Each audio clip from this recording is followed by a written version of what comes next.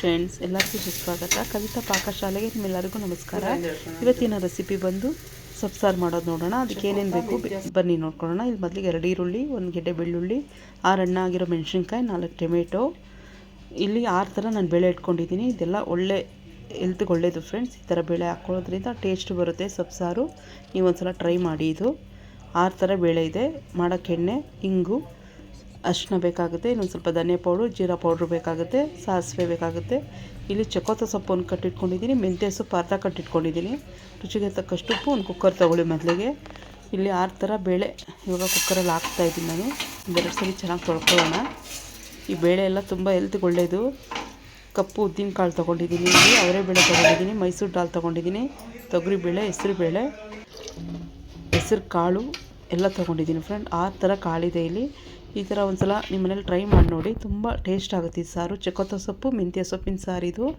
ಮೊದಲಿಗೆ 2 ಈರುಳ್ಳಿ, 4 ಟೊಮೆಟೊ, 6 ಹಣ್ಣಾಗಿರೋ ಮೆಣಸಿನ್ಕಾಯಿ ಹಾಕ್ಕೊಳ್ಳಿ. 1-2 ಹೆಸರು ಮಾತ್ರ ಕುಕ್ಕರಲ್ಲಿ ಕುಕ್ ಆಗೋಕ್ಕೆ ಹಾಕ್ಕೊಳ್ಳಿ. ಬೆಳ್ಳುಳ್ಳಿ, ಈಗ ಇದಕ್ಕೆ ಅರಿಶಿನ ಪುಡಿ ಹಾಕಿ ಸ್ವಲ್ಪ.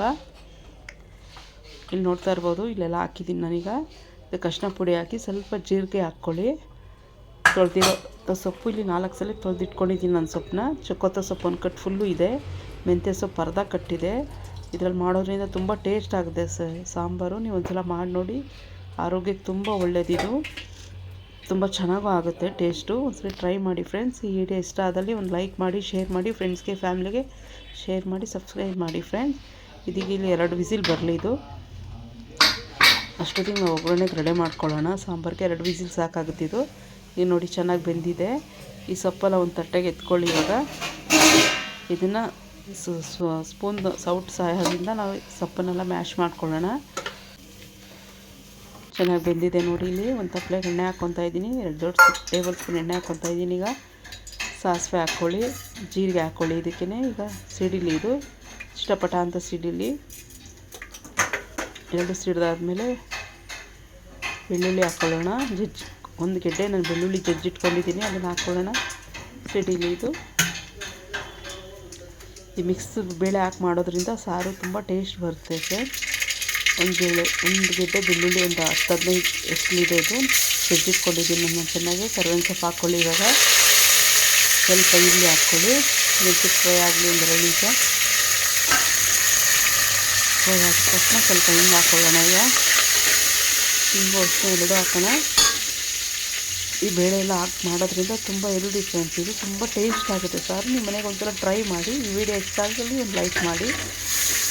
ಈಗ ಅರಿಶಿನ ಹಾಕಿದೆ, ಸ್ವಲ್ಪ ಜೀರಾ ಪೌಡರ್, ಸ್ವಲ್ಪ ಅಚ್ಚಕಾರದ ಪುಡಿ. ಅಲ್ಲಿ 6 ಮೆಣಸಿನ್ಕಾಯಿ ಹಾಕ್ಕೊಂಡಿದ್ದೀನಿ ನಾನು ಆಲ್ರೆಡಿ ಮ್ಯಾಶ್ ಮಾಡೋಕ್ಕೆ. ಖಾರ ನೋಡಿ ಹಾಕ್ಕೊಳ್ಳಿ. ಖಾರ ಜಾಸ್ತಿ ತಿನ್ನೋರಾದರೆ ಸ್ವಲ್ಪ ಅಚ್ಚಕಾರದ ಪುಡಿ ಜಾಸ್ತಿ ಹಾಕ್ಕೊಳ್ಳಿ. ನೋಡಿ ಮ್ಯಾಶ್ ಆಗಿರೋ ಬೇಳೆ ಹಾಕ್ತಾಯಿದ್ದೀನಿ. ಅದರಲ್ಲಿ 6 ಥರ ಬೇಳೆ ಇದೆ ಫ್ರೆಂಡ್ಸ್. ನೀವು ಟ್ರೈ ಮಾಡಿ, ತುಂಬ ಟೇಸ್ಟ್ ಆಗುತ್ತೆ ಈ ಸಾರು ಮಾತ್ರ. ನಂಗೆ ತುಂಬ ಇಷ್ಟ ಆಗುತ್ತೆ. ಇದೆಲ್ಲದಕ್ಕೂ ಮುದ್ದೆ, ಚಪಾತಿ, ರೈಸ್ಗೆ ಈ ಥರ ಸ್ಪೂನ್ ಸಹಾಯದಲ್ಲಿ ನಾನು ಮ್ಯಾಶ್ ಮಾಡಿಕೊಂಡೆ ಸೊಪ್ಪನ್ನೆಲ್ಲ. ಮಿಕ್ಸಿಗೆ ಏನು ಹಾಕೋಕ್ಕೆ ಹೋಗ್ಬೇಡಿ, ಚೆನ್ನಾಗಿ ಮ್ಯಾಶ್ ಆಗುತ್ತೆ.